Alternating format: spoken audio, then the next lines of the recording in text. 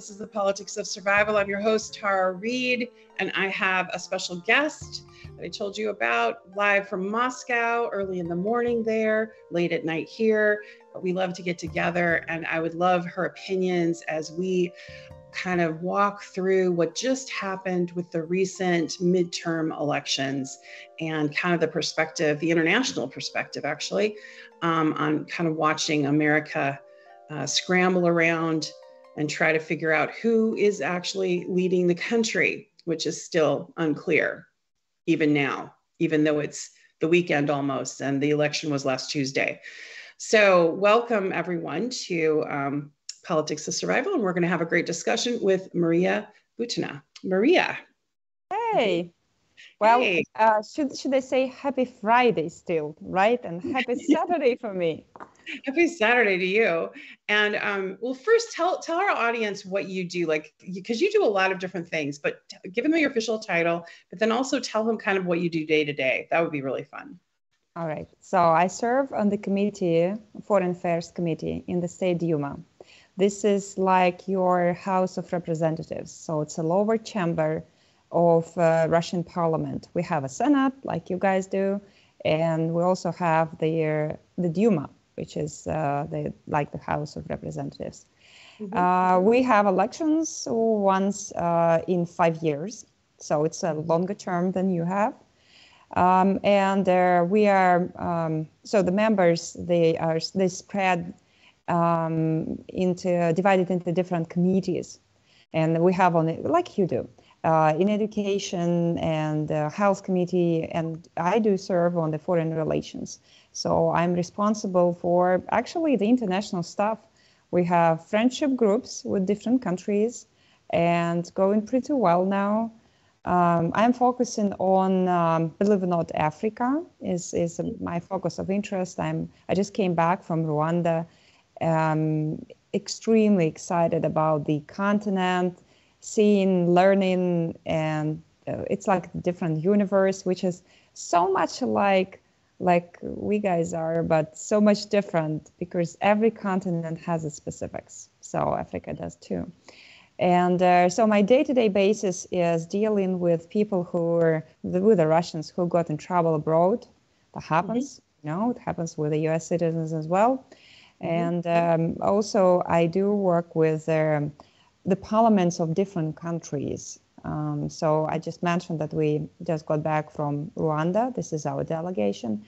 And there we were representing Russian parliament, me and my colleagues actually from the committee, showing and talking about Russian perspective on the upcoming events.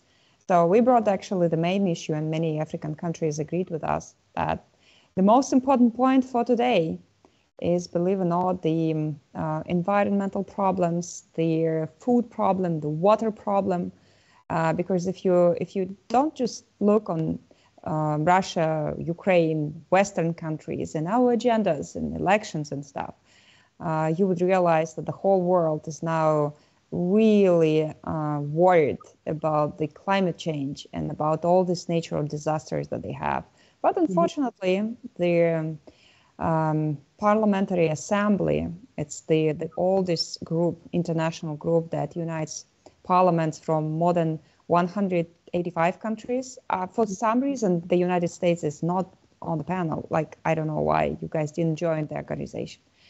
And so we tried to talk about the most important points, but the Western countries were pushing the Russia-Ukraine agenda, like the third time, I guess, which actually, if I may use this language, it just pissed off African countries and also Pakistan, which said, like, guys, we're suffering. We have these poverty problems and the water problem, and you just only talk about you. It's just about me. We have conflicts every day in Africa, and nobody seems to care. So, and believe it or not, I do think it's a fair point. So the world is not just concentrated on the Western agenda. Yeah, the world is wide and large. And what is going on with, you also work with with the friendship, you were talking about that, the friend getting together and trying to understand, other people's points of view and that kind of thing. So what is the feeling for the Americans that are in Russia right now and, at university or doing whatever they're doing or working, and how is that for them right now? And are they reaching out to you?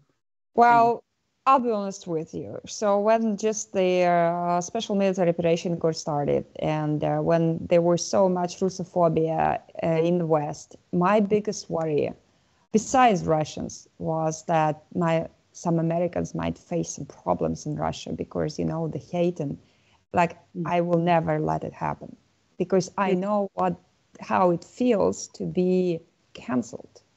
When it was a February, before my arrest, before I went to prison and went through horrible days, but before all that, they started to pop up these articles on the Daily Beast and, CNN and all this stuff saying oh, she might be a Russian spy.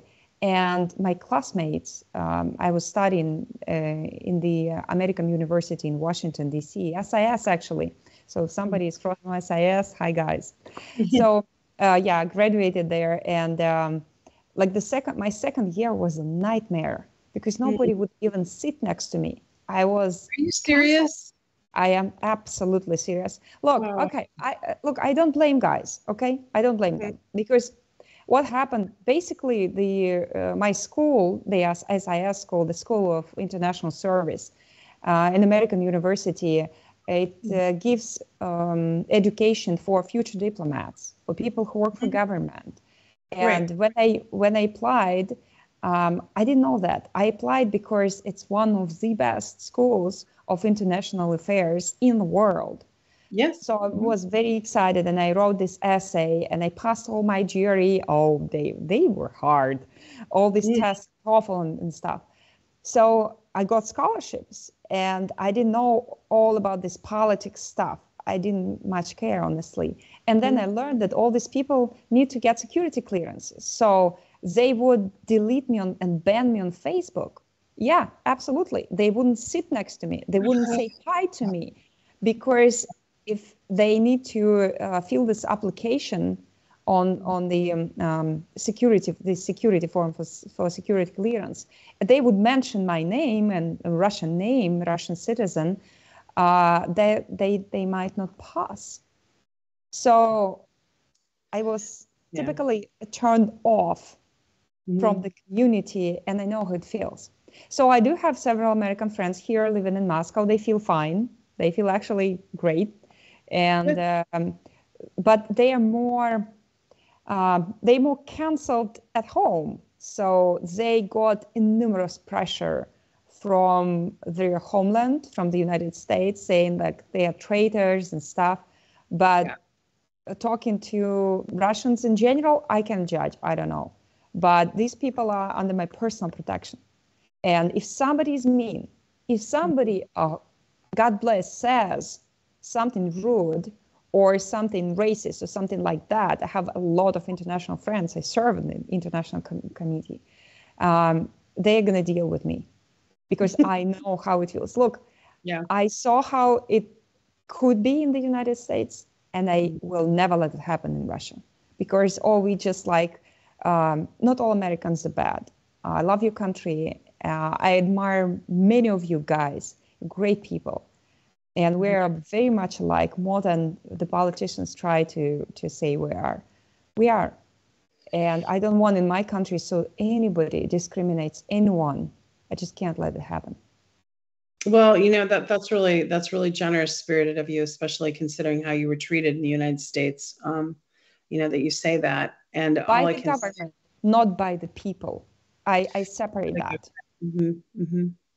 Well, that's a good way to look at it. You separate out between the government elites or whatever, the way they're running things. And they are really very focused on making Russia the enemy, and have been really hard going at it since 2016. Of course, it went on for decades before, but most recently, the neoliberal crowd, the hawks, neocons, we just need an enemy. And so that's unfortunately what's been going on. And one of the things that just happened recently with the midterm elections is a lot of the Republicans that ran were running on the fact that they would stop sending money to Ukraine and start doing diplomacy with Russia and start that friendship again. So you had these Republicans running for office that were making those promises.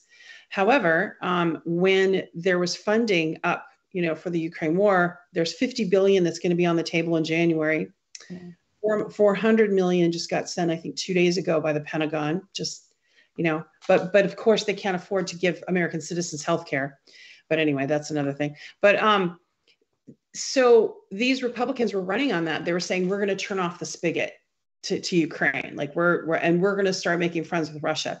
And these were mostly Republicans saying this, not any Democrats. And so now here we are with the midterm elections. And I know, when you watched it, what was your kind of view of that, listening to that, right? And hearing that? I can tell you, my view is 3 words. 3 same words: shock, shock, shock.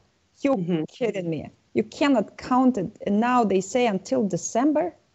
Like, we are looking at you. Like the example of democracy, the election process, you told us you are. And now I was following the elections. I don't try to interfere in anything, but our constitution is very much like yours.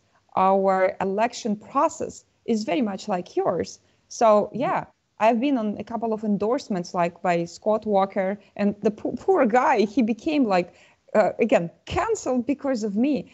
I didn't even meet him. I just came at his endorsement in the crowd, just because being excited as a student to see how it works, because we don't do such stuff, and it's interesting to learn different countries. And I speak English, so I can afford understanding, which is very rare for Russians. Unfortunately, there are not so many people speaking in okay English, and then and now I'm watching the elections, and I was all excited on the next day to see. I follow different. You have all these apps where you can see the seats and stuff, and and I hear they say, oh, it's not going to be announced today, not tomorrow, not the day after tomorrow, and now they say it's going to be the second round. We call it the runoff, I think.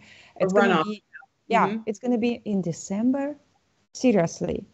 And I'm just, we are here. We don't know what to say. Like, I consider myself as a person who spent some time, almost 5 years, being in the United States. I don't understand what's going on.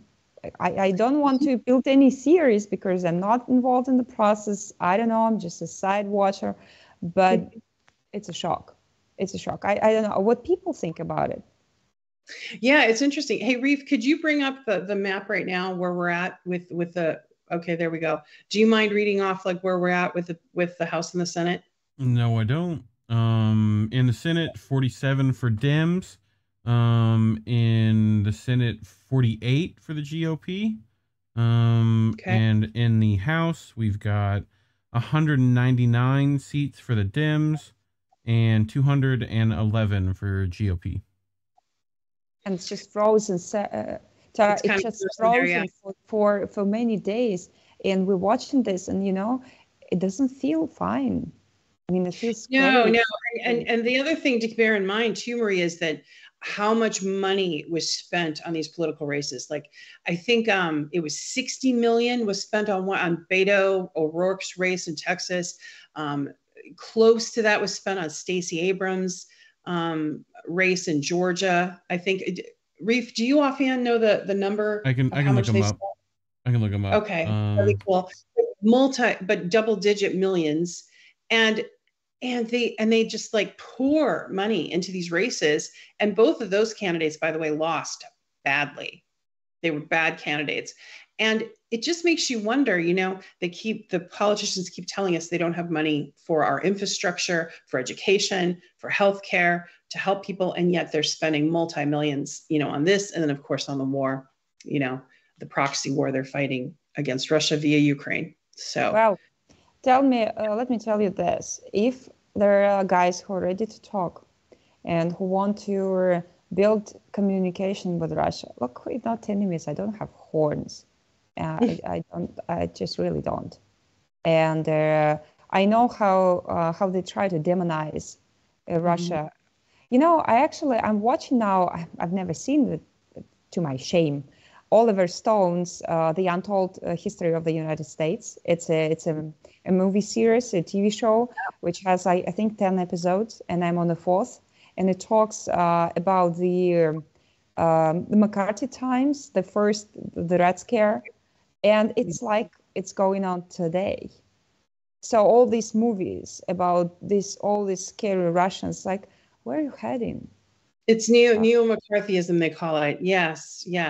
And it's really silly. And you know, there are citizens, Maria, that still think that Russia is communist. And it's like, well, okay. Like if you think Russia's communist, then you don't even know what's going on because it's capitalist. Now, granted, you're kind of in the honeymoon phase of capitalism, like you're in the good phase.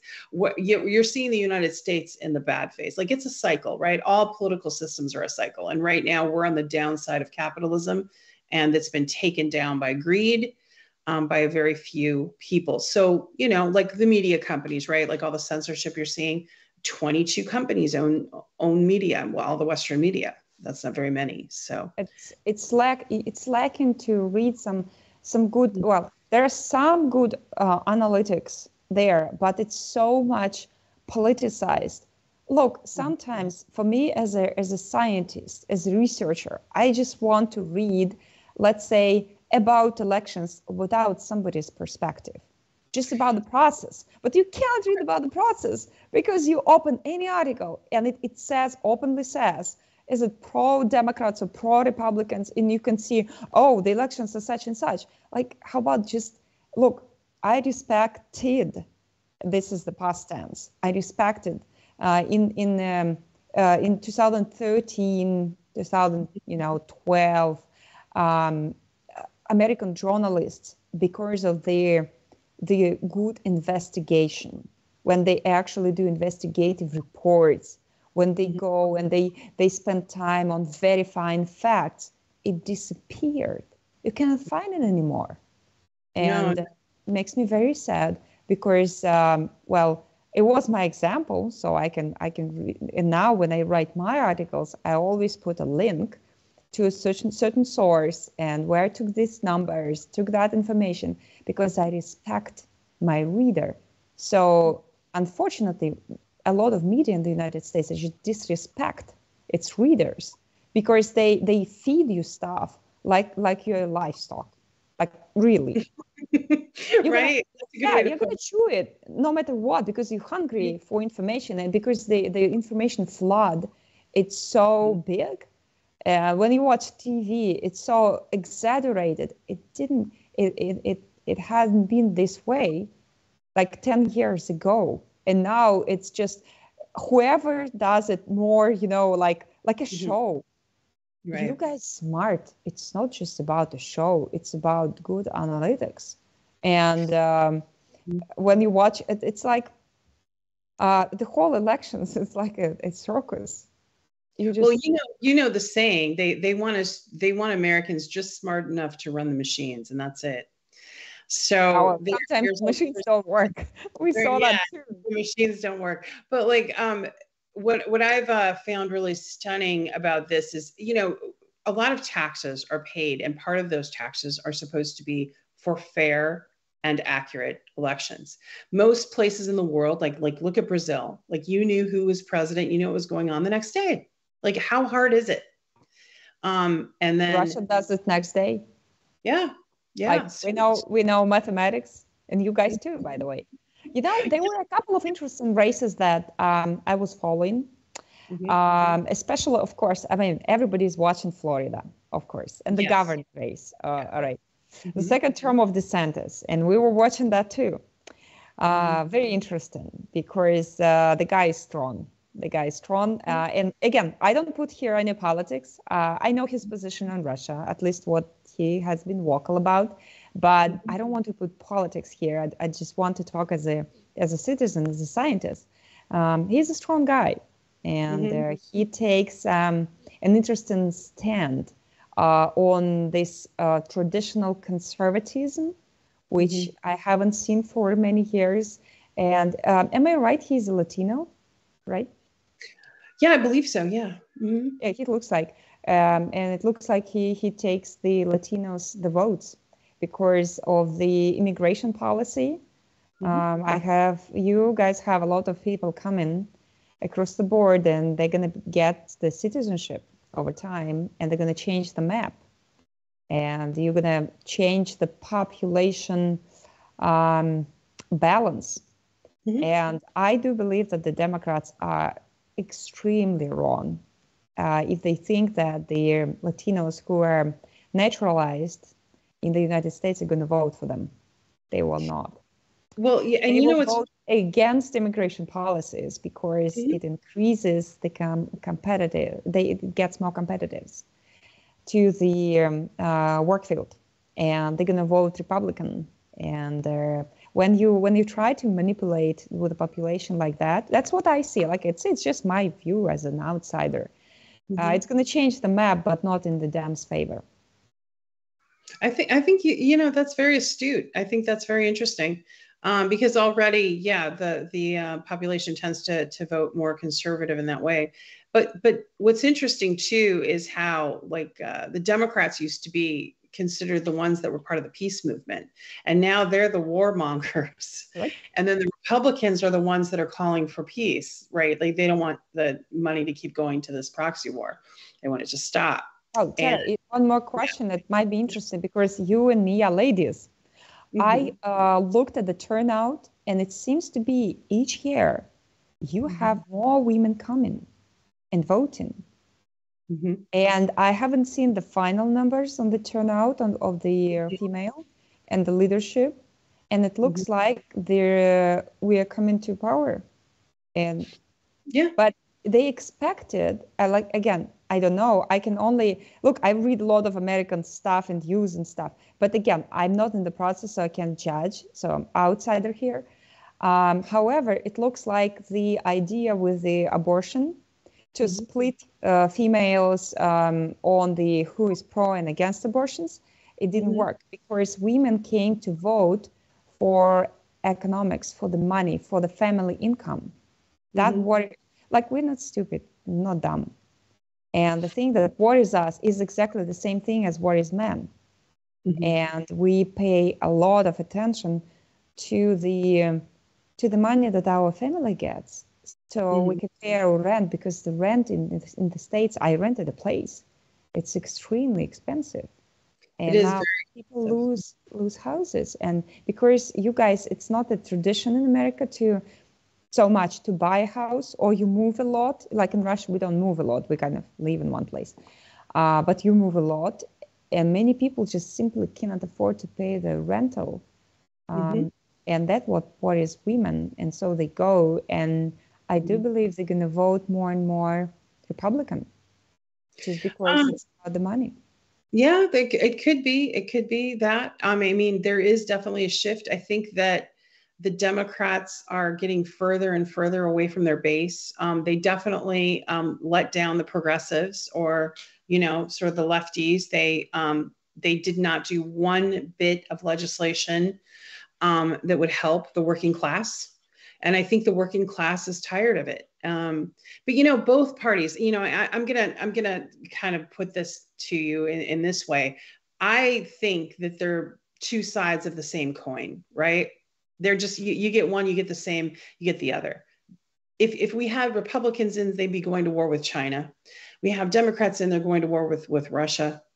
It's like it has something to do with the power structure itself and how much money it costs to run for office. So now you just have these legacy people that are running, and you have a lot of people that have a great deal of access to money, or billionaires, but you don't have very much representation for a third party, which citizens really do want. And they knock out the third party option off the ticket. I mean, this happened in this midterm election.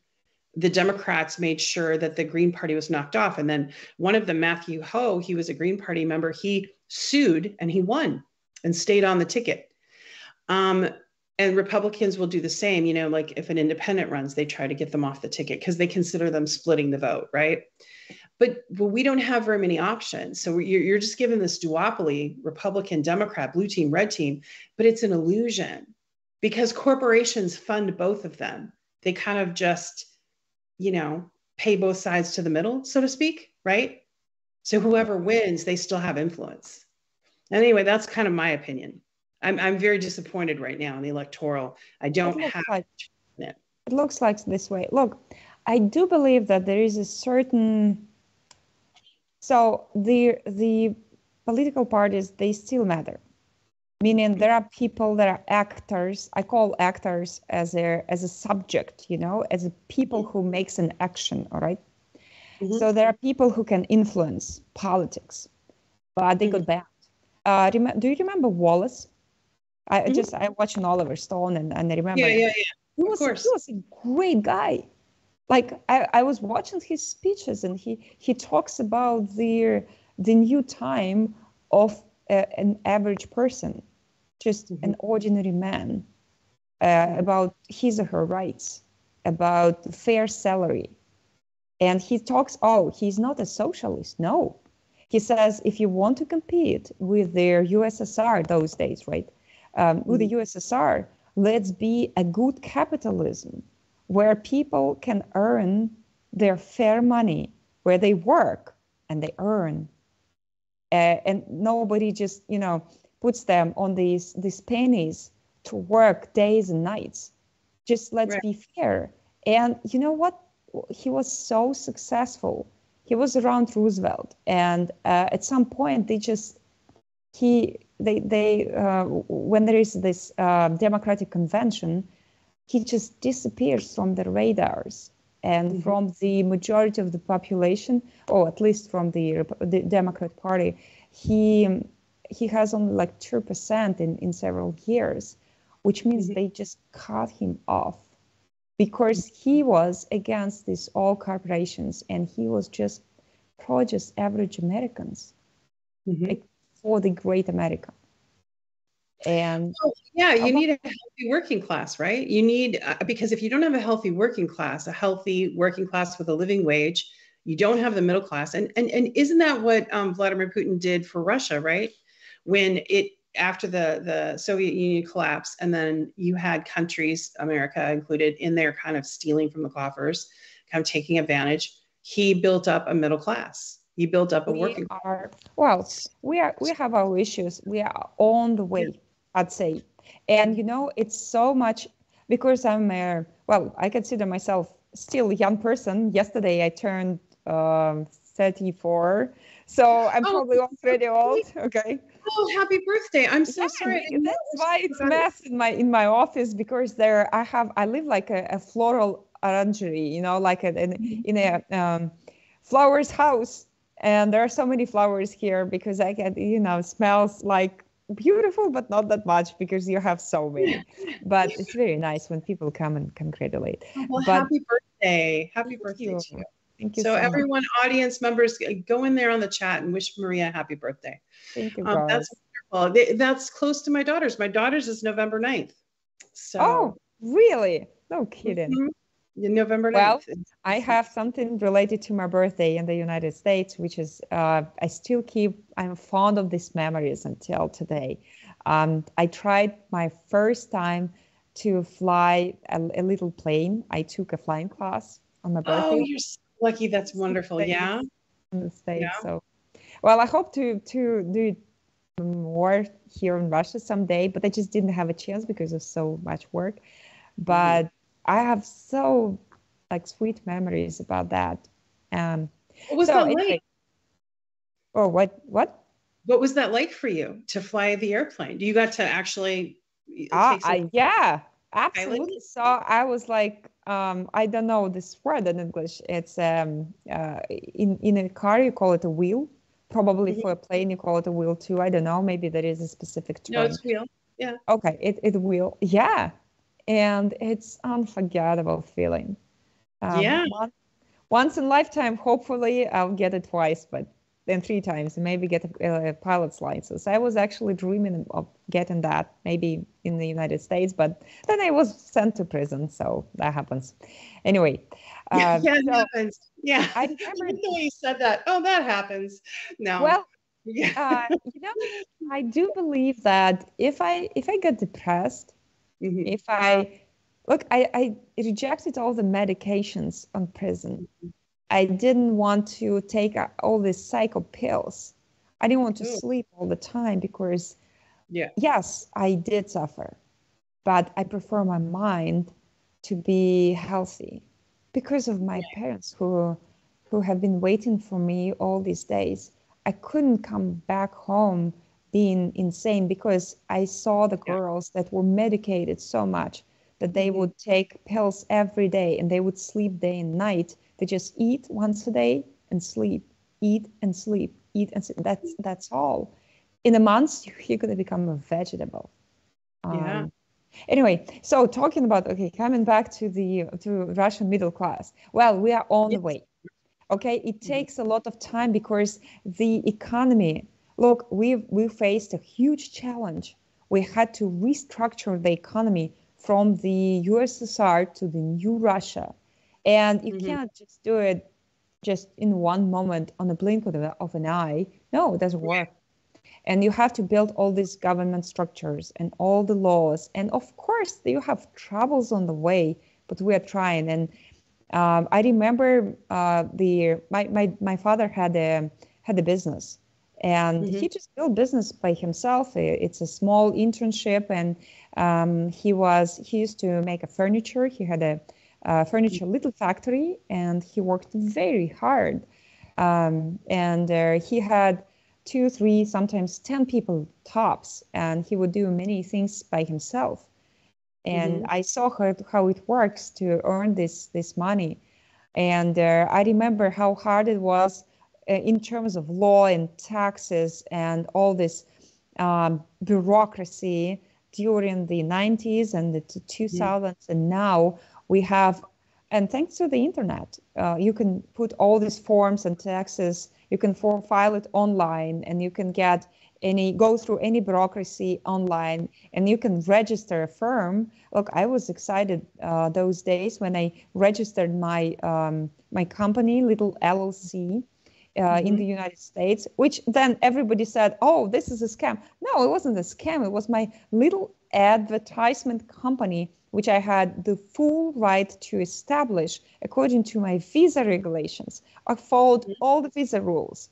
And I had this little company. It has one little contract, and I was planning to make a show, but it didn't happen because it happens. I went to prison. But anyway, and I know it was so easy in America to register, and now it's even simpler in Russia.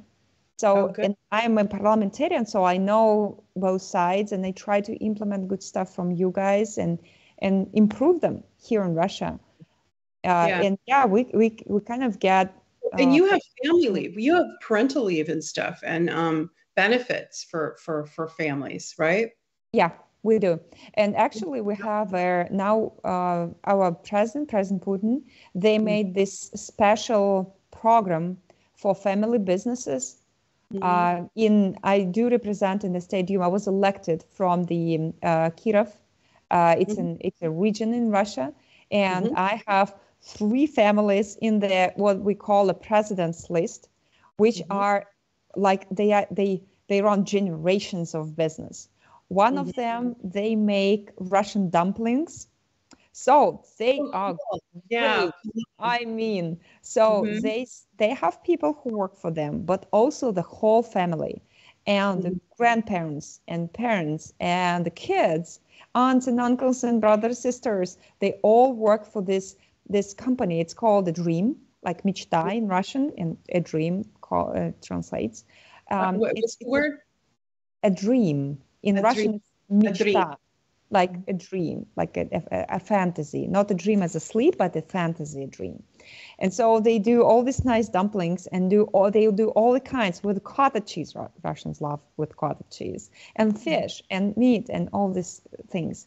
And the second company, which is in President's List, so they have special privileges as a family business, which is very important. So they can continue and pass it to their generations ahead. So the second company is about, they do sell and make glasses, glasses. Right. And especially they also have this little medical office for the kids who have eyesight problems and they need surgeries and stuff. So this is a family business. And so I'm excited with both of them. And the third one, they have a furniture factory, which they make all this, little kitchen stuff and all the things. And we do have preferences for business. And this is how we try by baby steps to establish not just people who earn and run, like not wrong capital. A wrong capitalist doesn't care about the future. He just takes the money. It doesn't matter who suffers on the way. You just, step on others' heads and you go wherever you want to go, wherever you had it. But a good capitalist, I believe, builds a good capitalism society where working hard, meaning earning well, where you earn well. So that's what we are trying to build. I do work with small businesses a lot because my dad was an entrepreneur. I was an entrepreneur. I know the problems we might have, and we're trying to step by step to solve these problems here. We helped during the pandemic a lot. So let's say what Russian government did, we didn't give money. We didn't give just money to people. Well, to those who needed really, yes, government helped. And they gave just money, but especially to the families and to women who are lonely, lone mothers. They don't have husbands and they raise children by their own. They were given money. But also they gave all this, not the money per se, but they gave privileges to businesses. So let's say they didn't need to pay taxes. They didn't have any checks during those days. And until today, because of the sanctions and because we have to restructure our economy, which is, kind of, it goes well. We have to do numerous stuff now, but in the parliament, and we all work in the 24/7 mode, but it's working. And we also give privileges to the businesses because we don't want government to be just, the head, as they try to show us in the United States. No, that's not what's going on in Russia. We try to push businesses to actually grow, to actually make generations of middle class. So it's important. It's important. I noticed that your country gave benefits during the pandemic when ours did not. I mean, you can't count a $1,400 check. Like that's not, because you lived in America, that doesn't go anywhere. My apartment was 220. Your apartment? 2022. Okay, 2,200. Okay, that's right. 2,200. So it wouldn't even cover one bedroom. Okay, it was not an elite, some cool people living around. No, you can check it out. The one place in Washington D.C. It's just one bedroom, one bed, one bath. And I had to pay a lot, and plus utilities on top. And guess what? And I didn't have a car. I was walking 20-25 minutes to the campus because there was nothing closer that I could rent. Filing all these applications, so they actually accept me as as a rentee. It's hard and it's expensive. So 1,400, nothing. I mean, you go to a grocery store, you leave $100 right away. Yeah. And now the gas is so expensive. Yeah, I mean, right now, since it's even more expensive than when you were here, but in this 1 year alone, food prices are up 25%. Gas prices are up even higher. In fact, right now it's still where I live. It's still $5-6 a gallon, and down in Los Angeles, it's $8 a gallon still. In some places, 7, 6. Eight? It hasn't really gone down at all. And what's really frustrating is the politicians keep getting on television saying everything's fine, everything's fine. Oh, and no, I remember gas was like 180. Like I was actually driving around the country and going from Washington to Virginia to Maryland. It was like 180, $2. Like, don't believe them. I remember the prices because when I left, I remember the numbers. Yeah. And people kind of tend to, so they rise it more and more and then say, oh, look, these prices, they're coming down. Yeah, but they rose like 20, 40% over time. It doesn't count. It's cheating. It's very difficult. And then, we're about in the United States, we're 2.5 weeks away from being out of diesel fuel, which is a very big deal. Very big deal. We're going to be out of diesel fuel. There's a supply issue. And because of the proxy war that the US and NATO are fighting against Russia via Ukraine and all the upset it's caused, the United States is almost out of diesel fuel. And they've been talking about it on some channels, not on all Western media. Wait, Tara, but you have a lot of oil. Like you have the Bakken oil fields. I'm talking about, so diesel is what like runs trucks, like all our supplies, trains, everything. So when that runs out, if we don't have reserves, you can imagine. Shut down. So we're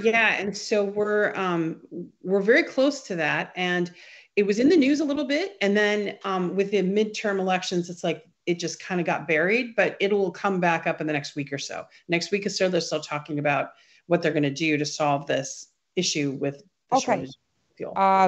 So I understand. Is it about refinery? Because you do have oil reserves. We have reserves, but we've already tapped into the reserves. So there's going to be, and then you have the feds are trying to stave off the risk, because they say we're going into a recession. They're trying to stave it off with high interest. Hey, Reef, what did you bring up? You brought up an article? Yeah, I see. It's U.S. diesel shortages squeeze farmers, homeowners, and White House. U.S. diesel inventories are at near record lows, rating a wide swath of the economy from fuel suppliers to farmers. I think it has to do with the diesel's not less refined than like just average petroleum.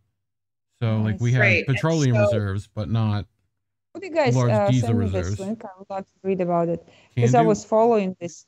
And you know what was surprise? It was a big surprise for me in the States. You actually guys almost don't have railroads. So you do have good roads, all right? But everything on trucks. All the supplies, they run back and forth on trucks. Meaning if you don't have diesel, it's a disaster. It's a disaster. Even the trains, though, Maria, run on diesel. Trains here. And we have a very, as you know, and I've been told by friends in Moscow how beautiful the subway system is there, and I mean, there's in London. It looks like, and now they have more. So they added one more circle. So Moscow is because there was a castle. It's all built by circles. And also inside of the metro, the same thing. We have like the Sadovaya, which was around the Kremlin, and the third transport circle. I don't know how to translate it, but it doesn't matter. And now we added one more. And love you guys, but the New York metro, Washington D.C. metro is kind of fine. It's pretty good. It's it's Paris, so right? slow. Kind of like the Paris metro a little bit. Yeah, but not fast. Just about the States metro, Washington metro is so weird. I mean, all this pain, like you have to pay here, so you go there. In Moscow, it's one ticket. And the stations underground, they just like monuments, like museums, beautiful. And then I came to New York, and all this red and people, and it's just really, it's New York. It's you guys, disgusting. There are tourists there. I Can know. you just clean the metro a bit? You know? I know it's super sad. All right, what are you showing there, Reef? Is that That's Moscow Metro. Yeah. yes. Well, it's could you gorgeous. please show us Mayakovskaya? Mayakovskaya.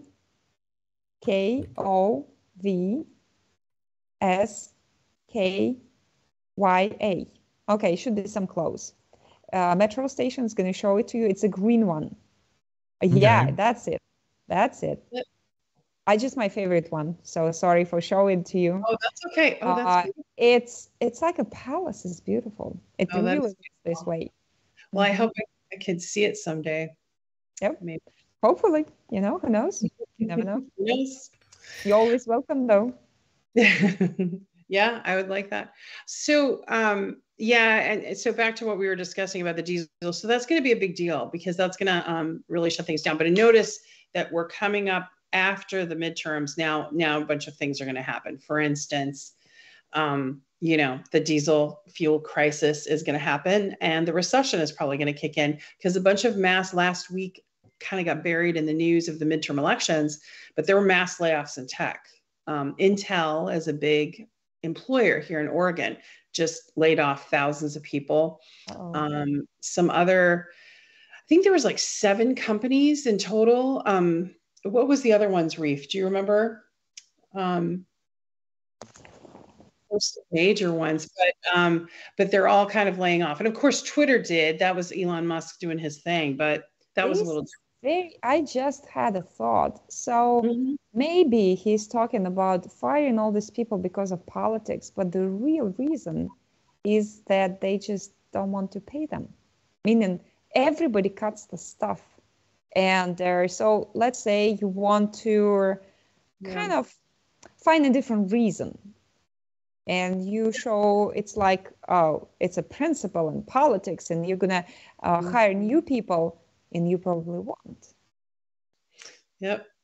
We'll see what happens. I'm just wondering if the platform is going to exist, continue to exist, but we'll find out. Hopefully, I mean, it's useful for people that are doing business and doing communication type things. It is a useful platform, but you know, who knows?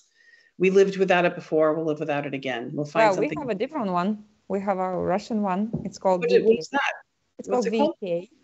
VK. It's like V like victory and K, VK.com. And that are you. It's an interesting one. So me as a parliamentarian, I love it because I have a lot of people who can, people who vote for me.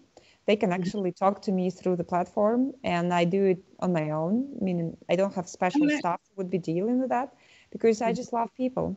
I spent 4 months in solitary confinement. I love people. I learned my lesson. And, but it's not a lesson from the American government. It's the lesson from God. And he just showed me that we were born to be around people, and I love people. So I love my job, and I love when people ask me to help them. And, you know, we're very excited because like half a year ago, me and my friend, she's a wonderful lady. She's a businesswoman. We did some very nice things for kids who have autism. And we bought them these wonderful wheelchairs because they have certain disabilities. And so they made a whole dance. We have a dancing competition for the kids who cannot walk actually and have some issues. And now before the New Year's, because Christmas is coming, well, don't tell them. We're going to present some other stuff for the kids. And they were so happy. That's what makes me happy. Yeah, you know, I've worked with kids. I don't know if I shared that with you because, you know, I like equine therapy. I'm working with horses. They help people with. So I worked with kids on the spectrum with horses. And there was a young girl who was autistic. She was on the spectrum and she was a nonverbal. She wouldn't speak. And so we were having her on the horse. And then all of a sudden she was like almost 6 years old. And her mother had never heard her speak words. Like she would just kind of grunt and point, whatever. She would not speak. And then after about a half an hour of the riding, she started talking in full sentences to the horse. And wouldn't talk to the people, just talk to the horse. And the mom was just like crying. It was very moving. And then so every time she would come for her therapy, she would just talk to the horse. And so it was a very big breakthrough, but very interesting, but very beautiful. Believe it or not, but I share it with you. I mean, this way of helping, because, well, in Russia, you know, there are very cold winters. And sometimes these kids, they just can't get to the horse because of the weather conditions. Here's what we did. They have this, you will tell me the word because I don't know in English. They have special chairs they sit on when they're on the horse. Right. It's called adaptive riding. Saddle, right? Cattle, yeah.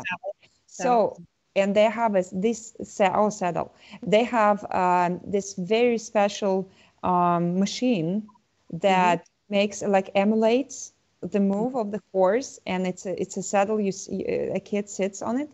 So they don't break the therapy during their winter times. So we bought a couple of those and gave it to the kids last year. I'm going to meet their parents very soon and see how it goes. But the parents were so happy. Yeah, I know this stuff. I know it helps. It helps a lot, especially if it's during certain age when it's still forming. I mean, the body and the brain is forming. And yeah, I've heard there's situations like yours when kids start talking and walking. Yeah, well, and you know, it's interesting because horses have the parasympathetic system that matches ours, and they can hear our heartbeat like a few hundred feet away, like a horse can. And so that's why they're really good with like veterans with PTSD, or, you know, anyone that suffered trauma. Horses are very helpful in healing. It's more somatic healing. In other words, like hands-on healing, whereas talk therapy doesn't always work for PTSD, for trauma. Talking about it doesn't help, right? All the time. So sometimes just being in a calmer environment, being with a horse, it just kind of helps and heals. But I believe in that. I'm glad that you do that work, Maria, and that's wonderful. I'm glad that you have those programs with the adaptive riding. That's really cool. Tara, because guess what? We're not demons, okay? As they try to demonize us, like we're just people. Oh, you know, I don't think that way, Maria. You know, I don't. Yes, and I hope that people who are listening, watching us right now, they just, okay, I don't tell you guys change your mind. Just use your mind, okay? Use your brain, and don't get into all this propaganda crap. Well, like, honest, just don't. Don't let them feed your news. Well, and you know, they were loading on the propaganda this week because of the withdrawal from Kherson, you know, that Russia did. And my analysis of that was just that they basically made a decision strategically to save civilian lives and didn't want, like, if that dam had been damaged and there was flooding, it would have trapped civilians and soldiers, and there would have been a huge loss of life. And unfortunately, in the American culture, Maria, and you saw it with Afghanistan, you saw it with Iraq, Iran, Syria, we could go on. But there's the scorch the earth mentality with the military in the US.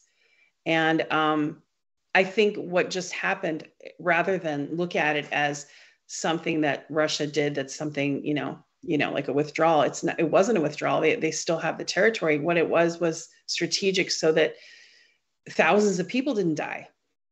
And anyway, that's my take. Well, nobody talks about that, and but everybody is talking about what we should or should not do. But again, well, let me remind you something. And everybody's a military strategist. Well, it's a different continent from the United States. It's a question to the US people. Why, when you cannot pay your bills, you have to pay Ukrainian government bills? Isn't it a question? Who said that? So you guys pay taxes, and for us, it's the question of our border, right? It's the question of Russian national security, right? And whatever is going on, it's a different continent, and you have your own stuff to work on, definitely. And that's what your government must do. You elected these people, so they can serve. They must serve you as people. and they serve to what? Ukrainian government. So the military complex can just, work and produce more and more guns, putting all of us on the edge of the nuclear catastrophe. That's where we're heading. Seriously. I know. Very sad. And nobody is talking that once Ukrainians take the territories, they kill people. They call them traitors and they shot them, like hundreds of people. And there is no coverage in the US media about that. Nothing. Absolutely. Isn't it fair? Not to me, not to Russians, to those people who have been shot just for nothing. It's tragic and it's heartbreaking. And, I've been speaking out against it. And many people do. There are many American citizens that are against what's going with the American involvement and NATO involvement. I think people are more and more waking up to the fact that NATO pushed for the last 20 years, pushed the borders and is up against Russia's borders. What is Russia supposed to do but protect its borders and its sovereign nation and the people? The loss of 14,000 souls, in the Donbass region, that by their own government, the Kiev regime, I guess we'll call it a regime, because actually Victoria Nuland was responsible for installing that, the American government, they colluded and did that. And we wouldn't even know that if it wasn't for Julian Assange. And I think you and I talked about this before. I don't think there would be a lot of knowledge around it had Julian Assange not risked his freedom to publish the truth about Madonna and about the coup. So now, again, it goes back to that bigger picture issue, right? Of the unipolar versus the multipolar world, and America holding on to its power at all costs instead of cooperating with the Eastern nations and other nations, look what's happening with BRICS. I think this is a very positive thing. I think 2 more nations signed on, right? To BRICS. I just got an analogy in my mind. It's like we were talking about good and bad capitalism. So, and it's exactly like the uni and multipolar world. Imagine that you have one company that can dictate the prices, that can hire and fire people and pay them as much as this company wants, because it's a monopoly. It's gonna grow big, and it's gonna do anything the company wants. And now imagine, this is a bad capitalism, okay? Chronic capitalism, very bad one. A good one that the United States headed to was a good capitalism, when you have many companies that are competing, and those who work hard and produce the best product and treat its workers the best, they get the checks. That's fine. That's a good capitalism. And the United States now is trying to, on the international level, be in a unipower. It's like being a monopoly in the bad capitalism. It's trying to resist to build a good, competitive atmosphere so everybody profits. Just got an analogy. I thought it was. I was really astute. That's a really good analogy. Hey, Reef, do we have any questions or comments for Maria?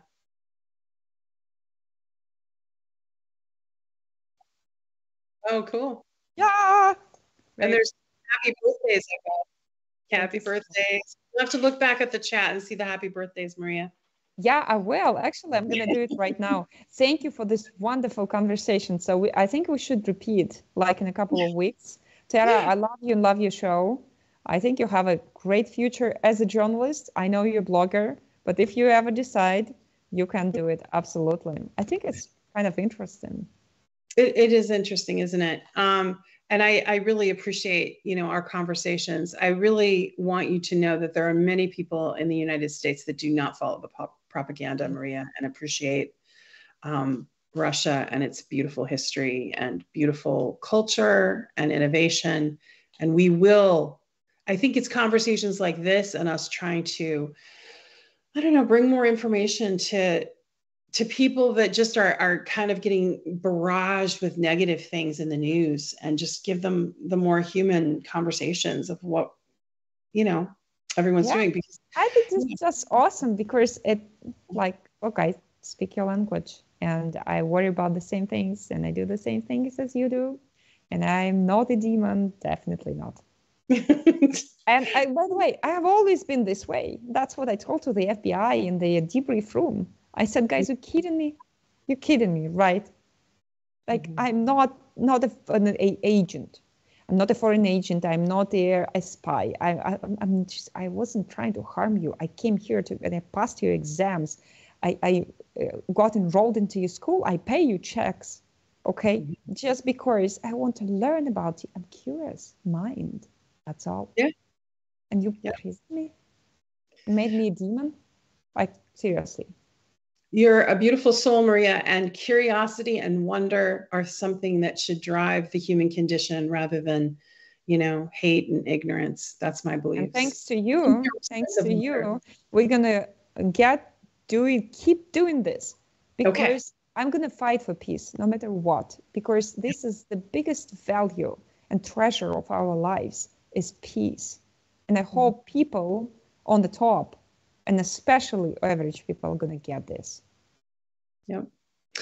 Well, thanks for joining the discussion. And to my audience members, thank you for joining us. I want to say thank you to INN and to Reef, who has done all the engineering and stayed up really late tonight to be with us.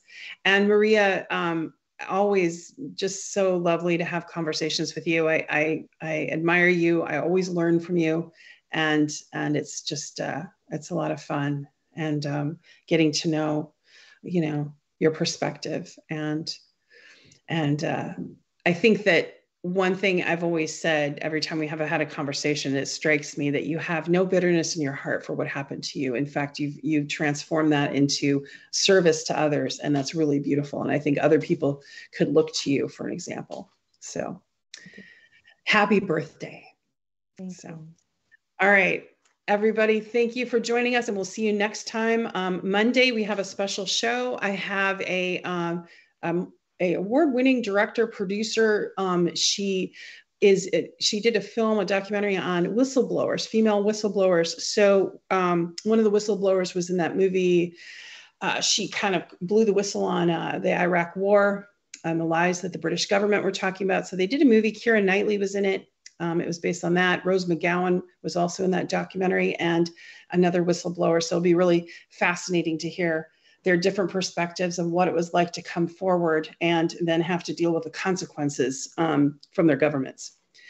So that'll be Monday. Join us at 11 a.m. Pacific. Thank you so much. Have a good night. Bye-bye. Bye.